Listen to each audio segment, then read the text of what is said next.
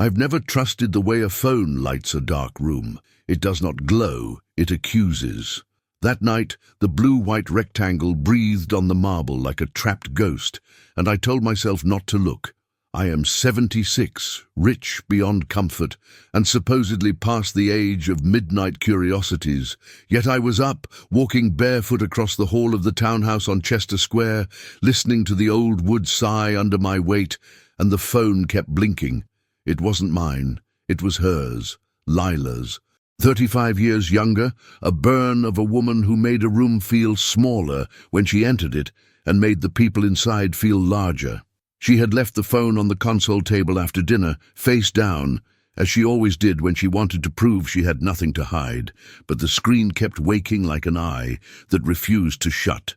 It was 2 a.m. London was rain and engines, a soaked city humming in its sleep. I did not intend to touch it. I only intended to turn it over so the light would stop accusing me. That is the sentence men use when they are about to become the kind of men they swore not to be. I reached out. In my head, do not swipe, do not open. In my chest, a small animal scratching. I turned it. A preview flashed. A message from an unknown number with a foreign country code and a single line, no punctuation. So clean it felt surgical. It's arranged. Tell him I'll meet you at the gallery entrance. Sebastian. The name hit me with the strange intimacy of a bruise pressed too soon. Sebastian. A simple word that split time. Years fell off the wall like frames. Sebastian Hale had been my protégé once, the kind of brilliant I snapped up the moment I saw him lean over a whiteboard and solve in chalk what a dozen men with suits and calendars had failed to solve with budgets and committees. He had a taste for chaos and a hunger for proximity to power. Mine. 5 years later, he was gone, leaving behind a mess that tasted like smoke and courtrooms, a scandal with enough teeth to bite the edges of my reputation. He had vanished with secrets he should never have known. No one had spoken his name to me since, not even my lawyers, as if the sound itself could trigger alarms. And now it was on my wife's screen at 2 a.m, smooth as a signature, a knife wrapped in silk. I heard the bedroom door exhale. Lila was asleep, I told myself. The light from the corridor painted the photographs on the wall in dull glass. Our wedding in Positano, a shot from a vineyard in Stellenbosch, a candid where she is half-turned, laughing at someone behind the camera who is not me. These images live like receipts for a life purchased at full price, yet I stood there and felt counterfeit. I did not open the thread. I stared at the preview and told myself there could be 1,000 Sebastians in the world. A florist, a friend from school. The gallery was likely the Hayward, or a charity event, or something I had promised to attend and forgotten, because when you are old and rich, people invite you to speak and to donate and to be seen. Still, the cold moved down my back and settled in the small of it with the certainty of a hand that knows where to press. Another vibration, another preview line, a second message stacking beneath the first like evidence. He won't see it coming. Don't lose your nerve. No signature this time. Only that steady number, masked by the country code of a place where I do not know anyone. The phone brightened again. I stood in my own hallway with the kind of clarity that only arrives when you realize the house you built has doors you never noticed. A reasonable man would put the phone down. A loving man would wake his wife and say, "Lila, there's something strange here, love. Help me understand." I have been both those men before. I did not wish to be either tonight. I tapped the screen. It opened without a code. Her trust or her carelessness had left a gate unlatched, and once it swings, you do not ask the hinge for permission. The thread poured up from the bottom. Photos blurred behind the iMessage bubbles, a gallery invitation, a floor plan, a cropped list of names highlighted in yellow, mine circled twice. In the corner of a screenshot, reflected in the glass of the laptop screen, a shape that could have been my wife's face, or a candle, or a trap learning to smile. The oldest message at the top of the thread bore a date I could not swallow, 5 months ago. This was not a moment. It was a regimen. and the last message was a simple surgical name that made my blood step backward. Sebastian. The house breathed. My heart sinked with the rain against the window. I began to read, and with each line the world I owned shifted a centimeter to the left, just enough to make me miss a step I had walked 1,000 times. I had survived hostile takeovers, a divorce that cracked me clean in half, and a minor stroke that convinced me the universe was a generous accountant who forgives only once. I was not prepared for this. I was not prepared for the smallest word to detonate a decade. I felt the years in my spine like coins in a coat. I scrolled, holding my breath like I was sliding past a sleeping beast, and as I reached the first mention of my name, circling the date of our charity gala next week, the bubble of text widened with details I could not unsee.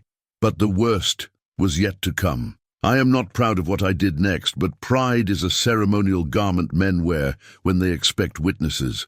The night had no witnesses, only the clocks and me. I carried the phone into my study with the old habit of a man moving a document he should not possess. The room smelled of leather and wet stone. On the desk lay a proof of the catalogue for an exhibition we were lending to in Paris, a letter from a senator I did not respect, and a photograph of my children, both grown and busy. A life is a museum of curated fragments. Here was the uncurated one, a thread on a screen small enough to fit in a hand and large enough to capsize a marriage. If you are listening because you stumble into other people's mistakes hoping to find map lines for your own, let me tell you, as plainly as an old man can, do not touch what you are not ready to carry. If my voice reaches you and what I say has weight, subscribe to the part of yourself that still believes in straight questions asked in daylight. Follow the instinct that keeps you honest when no one is watching. It will save you from the fever I wore for the days that followed. It will save you from the slow knife. The messages were not romantic, which would have been almost merciful. They were meticulous, logistics, times, entrances and exits, charity galas and board meetings, and a luncheon at Claridge's, where I was the guest of honor, and according to a bubble of blue text, also the subject of a final check. The name Sebastian appeared like a watermark, faint at first, then darker, then bold.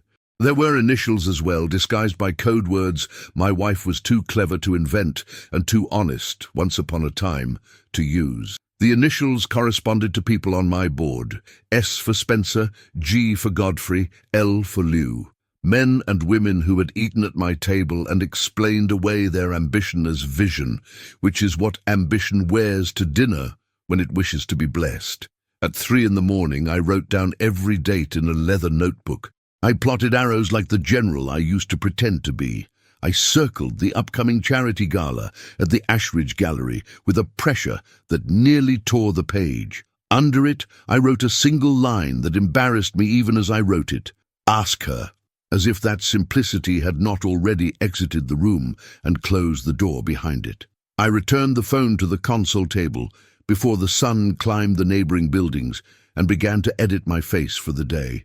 Lila slept as she always did, one arm crooked beneath her cheek, a posture that made her look like a girl. In the hard light of morning, innocence is a costume we all wear better. We ate breakfast with the polite choreography of a couple accustomed to staff. We were observed, and so we performed. She told me the conservatory needed a new roof. I told her the conservatory had been new last year. She laughed, and I wanted to believe the sound, because the alternative was to believe a stranger had learned to sing in her throat. I tried to ask. Twice. Both times the words turned to sand in my mouth. I excused myself to the study and called Jamie, my head of security, a soldier who had traded boots for earpieces and the clarity of orders for the fog of rich men's paranoia. I told him there had been chatter around the gala. I told him to expand protocols. I did not tell him about the phone, or the name, or the heat rising in me like a tide of iron filings. He said he would handle it. Men like Jamie always say they will handle it. Sometimes they do. Sometimes what needs handling is not an external threat, but the private weather in a man's skull. If you are still here with me, keep listening. The thing about wealth is it shapes silence. People stop giving you the unvarnished version because they believe varnish is what you paid for. You must cultivate your own habit of friction, or you will slide right off your own life. If you want more of the truth, I am trying and failing and trying again to tell. Lean in. The truth is not a headline.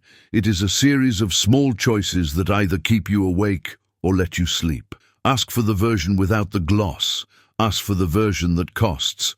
I went looking for proof before I went looking for conversation. It is an old mistake dressed up as prudence. I retraced the thread from the phone in the world outside it. I called the gallery, pretending to confirm a donation. I asked about entrances and security and schedules and whether the west door would be used for VIPs. The coordinator mentioned an additional private walkthrough for the Hale party. The name landed with the intimacy of a palm on the back of my neck. I thanked her while my blood counted backward from 10.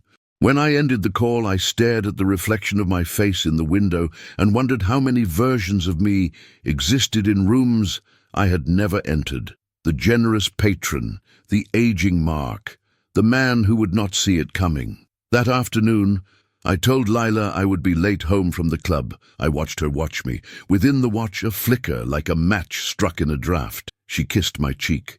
The scent of her skin made my hands stupid. I left. In the car, I told the driver to circle Belgravia until I said otherwise. I pulled out an old phone I keep for the kind of communication I prefer off the grid and messaged someone who owed me a favor from before the favors got written down. I asked for a trace on the country code. I asked for an update on Sebastian Hale, wherever the hell he had gone to hide his genius and his sins. I asked for the kind of answers men do not put in emails. By midnight, the trace came back. The number was a satellite relay used by people who prefer to be nowhere and everywhere at once. The name attached to the relay in the last quarter was not Sebastian. It was Spencer, my board member, the one who had toasted my health at last year's gala as if the stem of the glass were my throat. I did not sleep. I stood at the window and watched my city tremble with light, and the longer I watched, the more certain I became that the story I was in had more actors than I had tickets for. If you are the kind who needs a narrative to hold in both hands, subscribe to this confusion. It will teach you who you really are. The next morning, I made a decision that looked like control and felt like desperation. I would test my wife. I would tempt the truth out where I could see its teeth. I would be careful. I would be kind. I would be ruthless. You can be all three. It only costs you everything you thought you were. But the worst was yet to come. The old advice says to keep your enemies close. It does not warn you about the distance you must maintain from those you love. I planned the day as if it were a boardroom coup. I told Lila that I had to fly to Zurich for a meeting with a sovereign fund that had turned tense. I offered enough detail to flavor the lie and enough vagueness to let it travel. Lila did not ask for specifics. She played with the edge of her coffee cup and told me to take the heavier scarf. The wind over the channel had been cruel the last few mornings. She looked at me the way a nurse looks at a patient who doesn't know where he is. I kissed her forehead and promised to call when I landed. I walked out the door and into the car and told the driver to take me to a warehouse in Beckton, where an old friend keeps the kinds of tools men use when they cannot afford to be seen using tools. Inside, past the smell of oil and metal and the ghost of old rain, I met with a pair of technicians who talk little and listen less. We built a shadow of me in the world, a car at Heathrow, a check-in at the lounge, a private jet manifest populated with names no one would challenge. We faked a line of footprints thick enough to satisfy anyone who went looking for proof of my absence. Then we turned to the house. I do not spy on my home. That is the sentence men say just before they do exactly that. I had Jamie bring in a team under the pretense of updating the perimeter. They installed temporary sensors that would text my burner with motion in the rooms I cared about. They activated a dormant camera in the conservatory under the guise of an art insurance audit. In the hallway, the console table where Lila leaves her phone wore its harmless gloss. Harmlessness is a talent. The console had it. By noon, my car and my duplicate self were airborne in the system. I, meanwhile, checked into a small hotel in Marylebone under a name I have used only twice in my life, my mother's. In the stillness of the room, I waited the way you wait for a test result. I told myself this was not about jealousy. I've lived long enough to know jealousy is only the smallest part of a larger animal that eats men whole. This was about patterns, schedules, the kind of quiet that is too careful. At 2, the sensor in the study blinked. Movement. Lila home early. At 2:15, the console table registered a touch. At 2:17, I received a screenshot from my off-grid trace. The satellite relay had connected to a London number tagged in a corporate directory I should have purged years ago. The number was Spencer's executive assistant. 10 minutes later, the conservatory camera captured the edge of a figure slipping in from the garden. The frame caught only the wrist and half an expensive coat, but I would have bet a wing of the house on whose wrist it was. Spencer wore his watches like alibis. I should have called Jamie. I should have walked into the street and let the cold reason me back to something tolerable. Instead, I did what old men do when they feel themselves a step behind. I hurried. I sent a single text to the burner number programmed into the console sensor. Forgot my cufflinks. On my way back. Then I turned my phone off and walked. Belgravia in afternoon light is a city that pretends not to know you when you are bleeding. I opened my own front door and entered my own silence. The study smelled faintly of her perfume and his cologne, the kind of scent that does not mix so much as argue. The console table was empty. I moved through the house with a caution that would have looked comical on camera. In the conservatory, the old lemon trees wore dust like patient queens. In the reflection of a window pane, 2 figures appeared behind me. I turned, my wife and my friend. Spencer smiled. "Arthur, I thought you were in the air." "I forgot my cufflinks," I said, and tasted the lie as if it were metal. Lila's face arranged itself into concern without quite reaching her eyes. "You should have called. We were discussing the gala. Spencer had ideas for the donor wall." "The donor wall," I repeated, and imagined the word carved into stone above my grave. We played at small talk like fencers tapping blades. I asked about the gallery schedule. Spencer said the west entrance was under renovation, so we would need to use the service corridor for VIPs.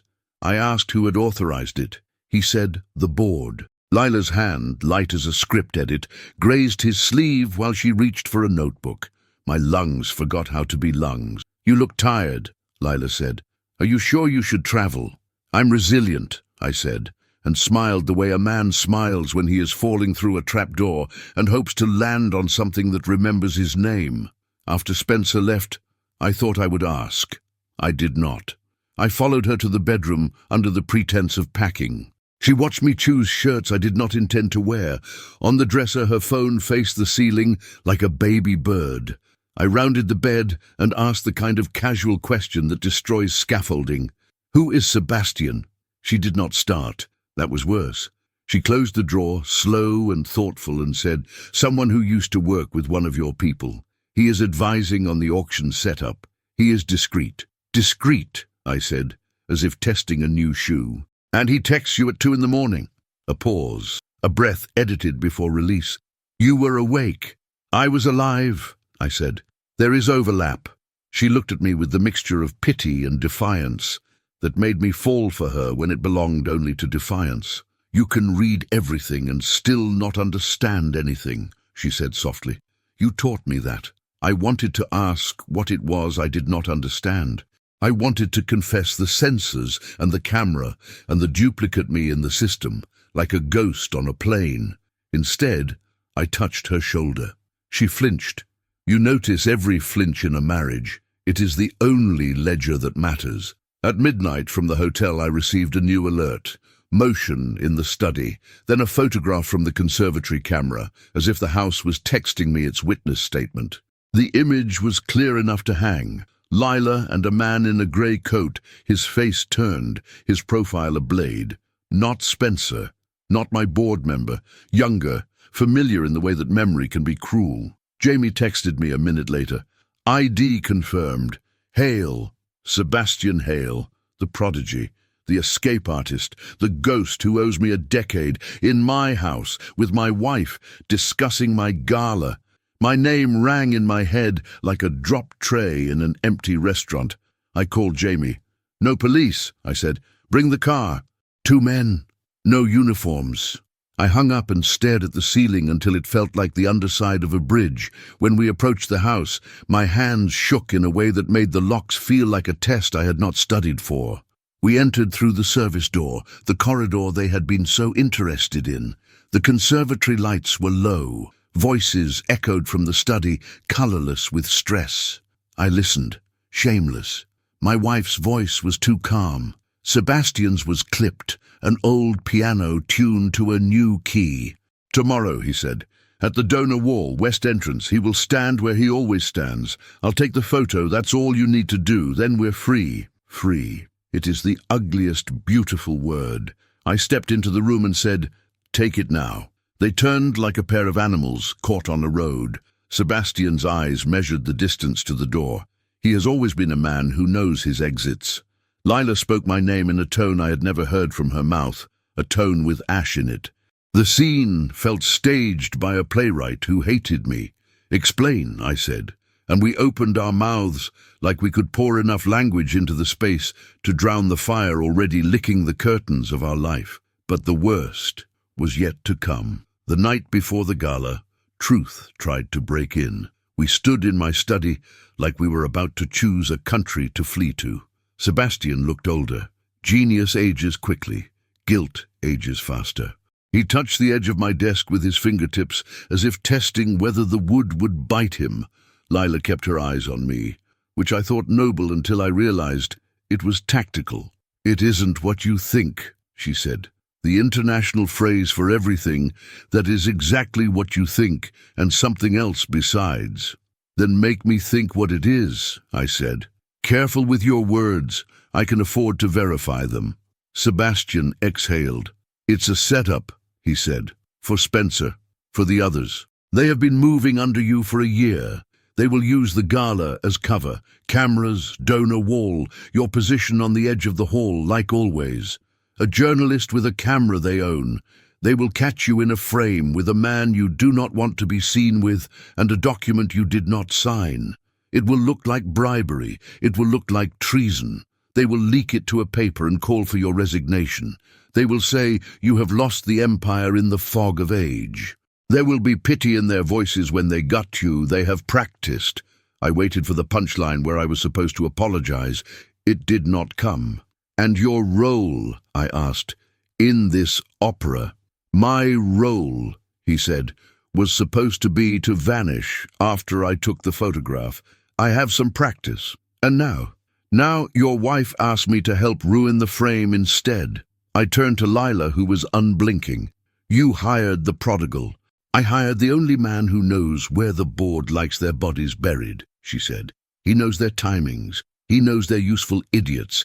He knows what they think you will do because he used to think like them when he was still trying to impress you." "You could have told me," I said, and the sentence a child says to his mother came out of the mouth of an old man. "You would have confronted them in daylight," she said. "You would have forced them to make it a war. War would have broken you." "I needed a scalpel." "Sebastian is not a scalpel," I said. "He is a boomerang. He returns, and you always forget to duck." Sebastian's mouth twitched like a grin had tried to live there and failed. "He isn't wrong," he said to Lila. Then to me, "Your donor wall camera is compromised. We swapped it. Your PR team is penetrated by a publicist on Spencer's retainer. We fed her a different story. She thinks the leak is about a tax loophole. The picture they want will not exist. Instead, we will take their picture. Spencer at the service entrance with the envelope he was to pass to the journalist. We have him on rehearsal doing it. He loves rehearsal. It makes him feel brave in advance. The newcomer on your board, Liu, will be on a call at precisely the wrong time. It will sound like conspiracy because it is. They will look like what they are." "And what are they?" I asked. "People who think you are finished," Lila said simply. "People who believe the worst thing about you, which is that you still believe you can build more when they decided you should be content with maintaining. Men like me do not cry. If we do it in the kind of private that does not know its own address." I felt something hot behind my ribs and mistook it for rage until I recognized it. Relief's strange cousin, the one nobody invites because it looks too much like need. But relief can be the hand you shake while someone steals your watch. "What do you need me to do?" I asked. "Be visible," Sebastian said. "Stand where they expect you. Smile at the frame they built, as if you do not see the strings.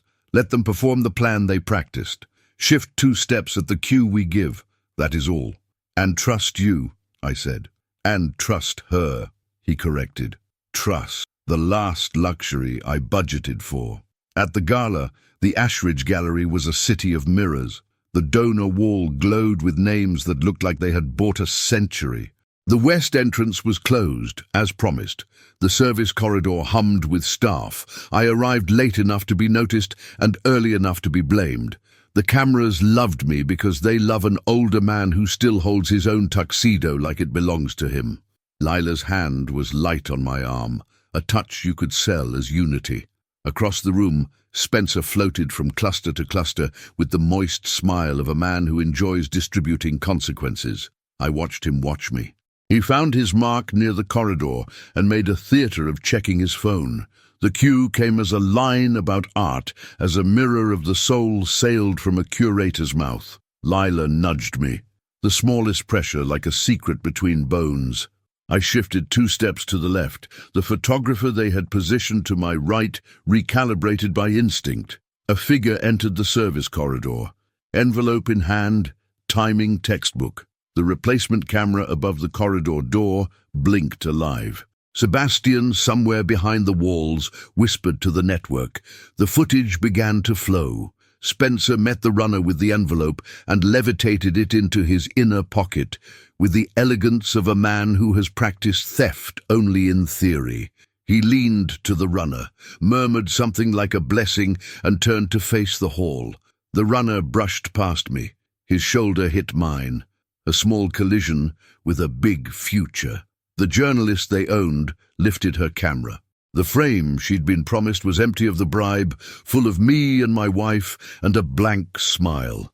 The only frame that mattered pulsed live to a secure drive 4 streets away.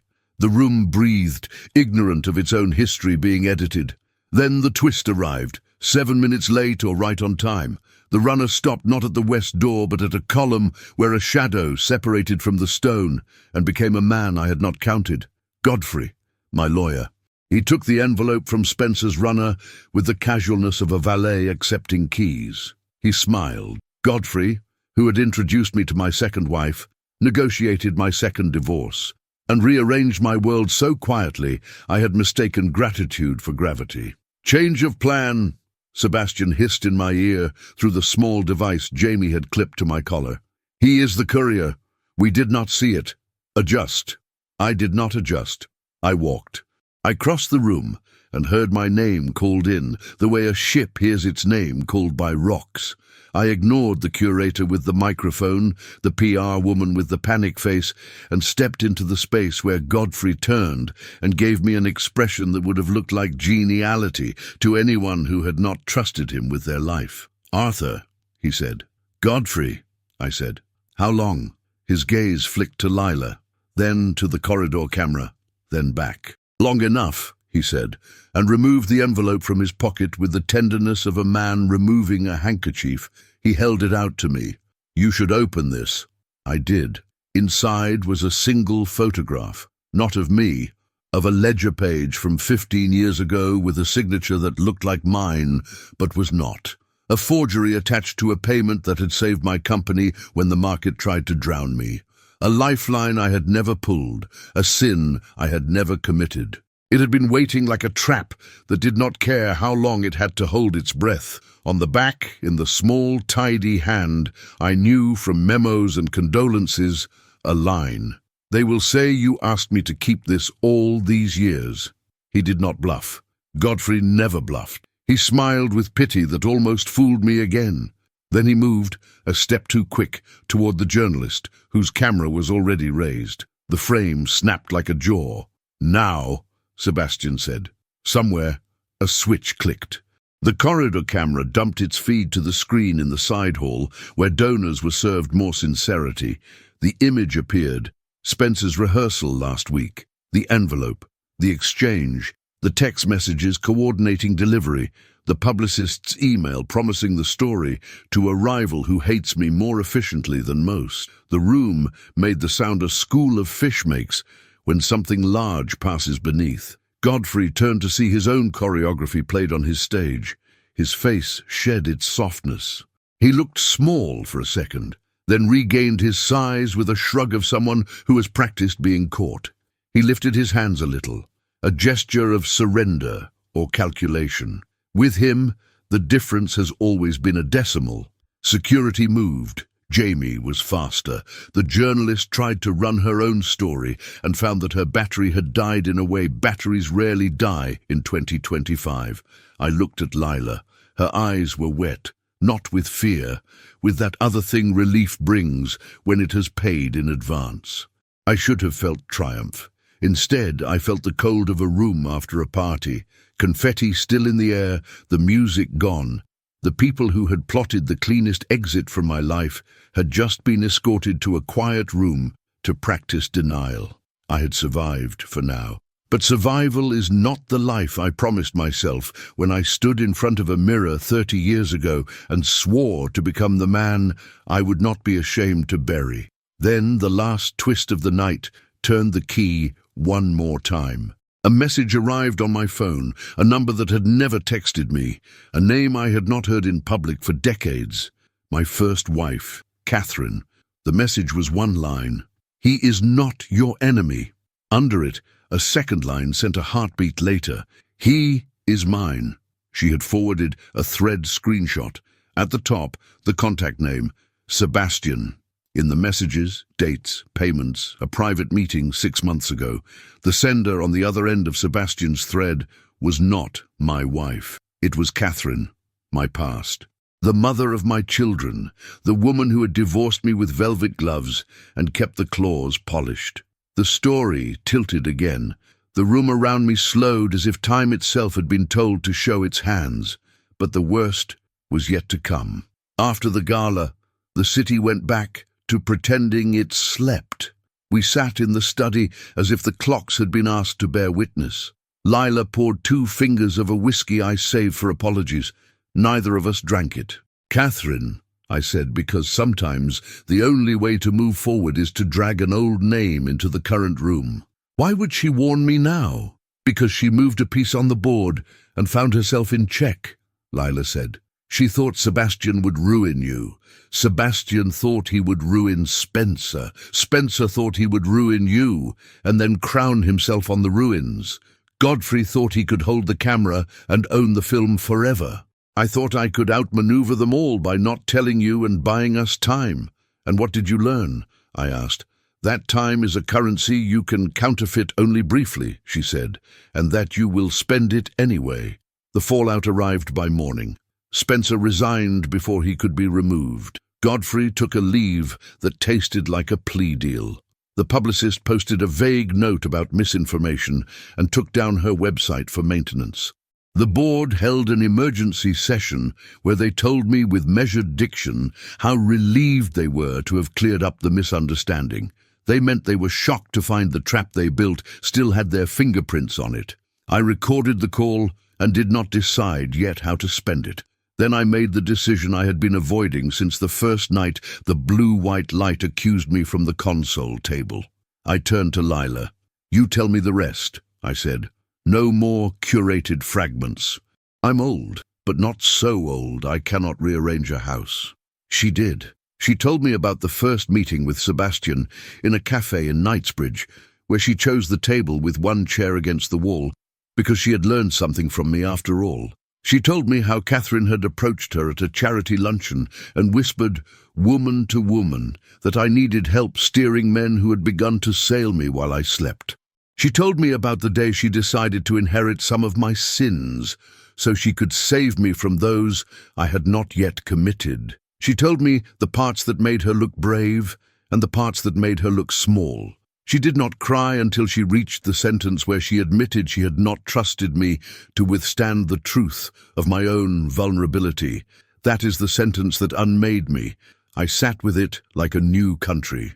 Then I spoke the thing men like me rarely say, because we confuse endurance with invulnerability. I am frightened, I said, not of losing money, of becoming a museum exhibit of a man everyone respects and no one believes. She came and sat beside me, not across from me where arguments live, beside me where marriages do. Then let's not become that, she said. I did not forgive her that night. Forgiveness is not a switch. It is a road.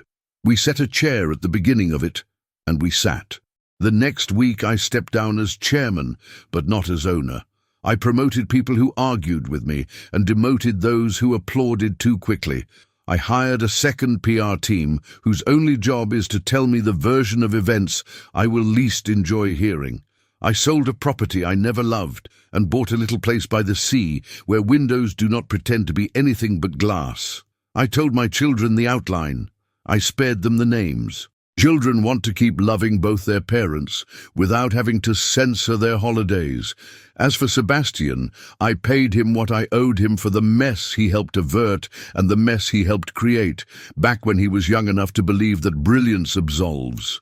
He declined the check and asked for a letter instead, the kind a man can show a future employer when his past is too loud. I wrote it, not as absolution, as evidence that the future can tolerate complexity.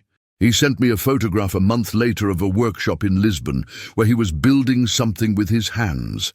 The caption said only, "It's quieter here." I typed, "Good," and did not send it. Catherine and I met for coffee in a hotel bar where she claimed she had never been, which is how I knew she was the old Catherine and not a kind derivative. She told me she had tried to manipulate the knife and cut herself. She told me she does not apologize because apologies are tax shelters for the conscience. I told her I did not need her penance. I needed her distance. We were at last direct. And Lila. We walked the road where forgiveness is not a pardon but a practice. We drew up our own treaty. No secrets that concern the shape of our life. No games where we trade truth for advantage. If one of us must lie, we agreed to make the lie so small that it cannot survive the first honest question. We started over in the same house. It is harder than starting over in a new one. You must learn to love in rooms that remember. If you have been with me this long, you understand that what I can offer is not a moral, but an invoice. The most expensive truth I bought is this: trust is not the absence of doubt. It is the decision to place something breakable in another's hands and then watch, and then keep watching, and then decide again tomorrow. If you want more of this kind of honesty, the kind that costs me something, ask for it. Subscribe to the sharp edge of the story, not the polished handle. We will both bleed less that way. The last message I received from an unknown number came 3 weeks after the gala. It was a photograph of the donor wall, our names smaller than I would have chosen, which is how I knew I was healing. Under it, a text. "See you soon." No signature. I stared at it until the sun moved across the floor, and the letters looked like leaves. I saved the number under a simple label, Future. The blue-white light no longer accused. It illuminated. I turned off the phone and walked across the hall to where my wife was reading, and I asked if she would like to go to the sea for a few days and let the windows be windows. She looked up and said yes. The air between us was ordinary in the way a miracle looks from close up. I will not pretend the story ends cleanly. It does not. The men in the quiet room will try again because they do not know how not to. The past will send me its invoices. My hands will shake sometimes when a screen lights a dark room. But I am not afraid of the light anymore. I will look, I will ask, I will answer, and when the next name arrives, I will not meet it alone.